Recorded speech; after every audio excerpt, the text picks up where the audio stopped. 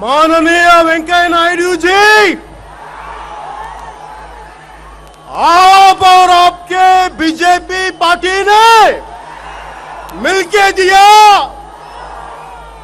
दोनों हाथों में लड्डू,